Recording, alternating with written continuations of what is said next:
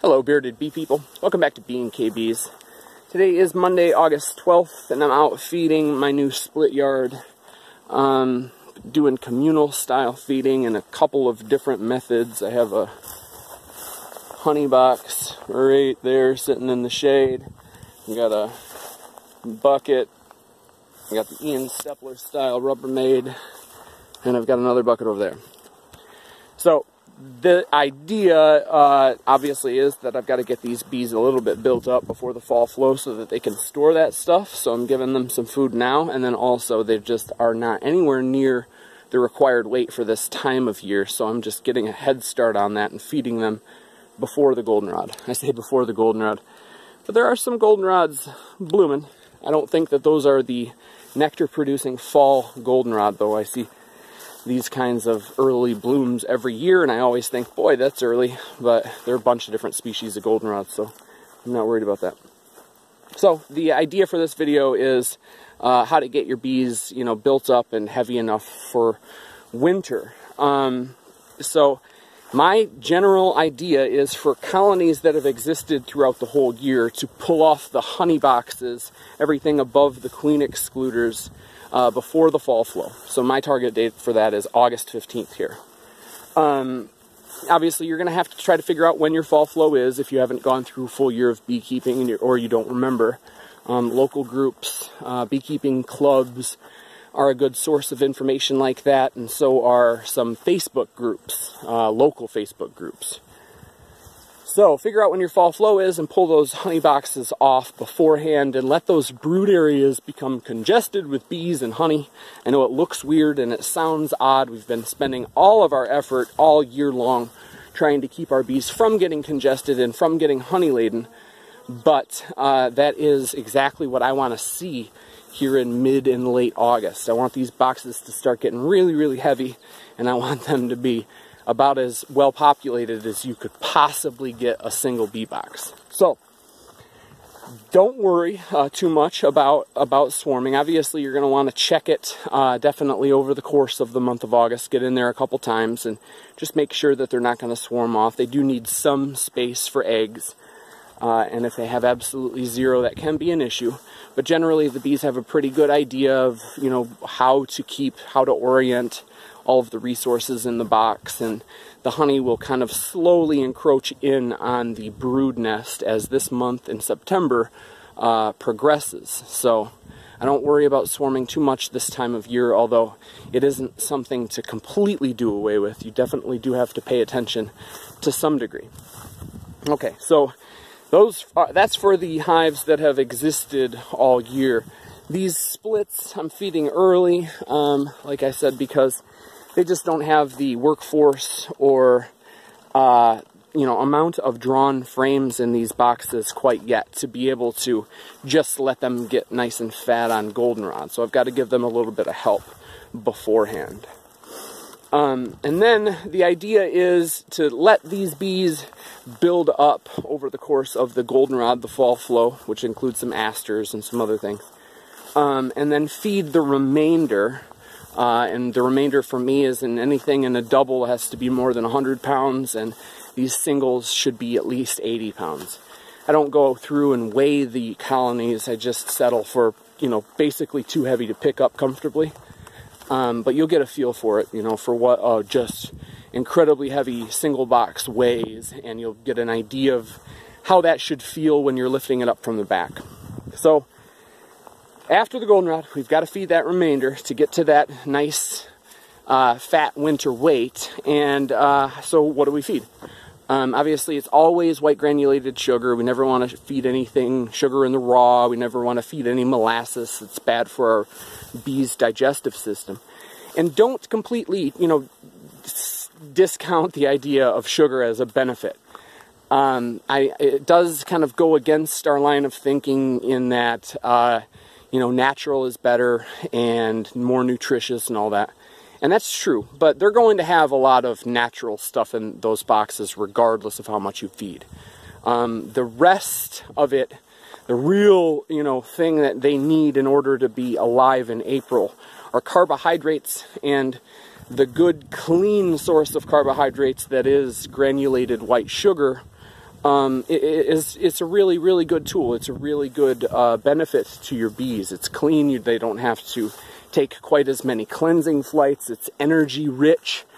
And so don't completely think that that's a bad idea if you pulled maybe more honey than you'd intended and had to feed quite a lot. I've had, you know, many instances of that in my beekeeping career, and most often those bees do very, very well over the course of the winter. So don't worry about how much you're having to feed. As long as you get that weight up there, I think they'll be just fine. Another added kind of idea to that is winter bees have larger fat bodies than regular bees. That's these organs inside the bee. And what they do with these fat bodies is store a compound called vitellogenin. And vitellogenin is an energy-rich compound that allows for them to dispense and consume nutrients when there's none coming into the hive over the course of winter. So they're going to be able to have all of the fatty acids, you know, proteins and stuff that they need, regardless of whether you fed them a bunch of white granulated sugar. So don't worry too much about that. So then what do we feed? Obviously, I just said white granulated sugar, but we want to make it in a different way than we made it in the spring. So in the spring, we're trying to mimic nectar. So we make it nice and thin, just about the consistency of water, and that's usually 1-to-1 or even thinner. Here in the fall, we want them to store it. We don't necessarily want them to build up on it.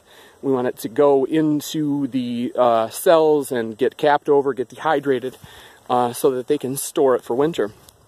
And that's easier for them to do if we feed them 2-to-1 sugar to water. So I don't measure it. I don't go through it with any scales or measure it cup by cup. I just fill up a bucket 2/3 of the way with granulated sugar, and then the rest of the way with hot water. Stir, and you're good. One issue that some people see that I get a lot of questions about is what happens when my bees just don't want to drink the syrup. Usually that's a good sign. It means either they don't need it or there are other things blooming that they're more preoccupied with. But if you're really having a large issue with getting your bees to drink the syrup, add some incentive into that syrup. A little bit of splash of apple cider vinegar, some salt, some lemongrass oil, honeybee healthy. All of those things will make that sugar syrup more enticing to your bees, and they will drink it down a lot quicker that way. So here in early to mid-August, I'm doing communal feeding, but after the fall flow, that's the height of robbing season, so I won't be doing it that way. That can cause, you know, just so many hives to get out and get into the take it all, we're looting, robbing mindset, and it can be dangerous. So I do this now because there's a lot of stuff blooming, and because this yard is very, very similar in terms of hive strength. In my other yards that I won't feed until after the fall flow and that have larger and smaller colonies, I definitely won't do that. I will feed inside the hives that need it. That will allow for me to only feed the hives that need it, because communal feeding would allow for the stronger hives that don't necessarily need it to get the majority of it, but it'll also keep the food away from the would-be robbers. There are a couple of different methods to feed inside the hive. The one that I like is the frame replacement feeder.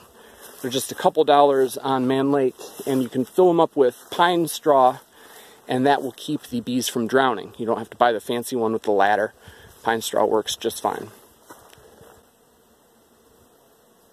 Another method, I have a video called the Hillabilly Hive Top Feeder, and that's Hillabilly, not Hillbilly.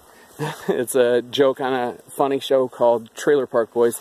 And the Hillabilly Hive Top Feeder is just essentially a hive top feeder up above the inner cover, shelled with some empty boxes. And the hive top feeder in this case, in my idea, is a baking pan, a dollar store aluminum baking pan.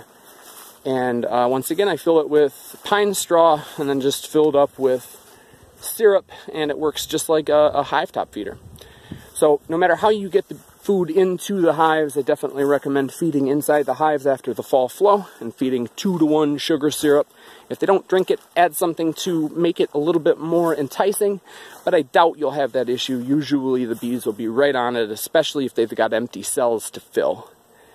What else? I'm sure I'm forgetting something. If you guys have any questions, leave them in the comment section below. I will hopefully get some time to be able to chat with you about it and get you the right answer, whether I have it or not.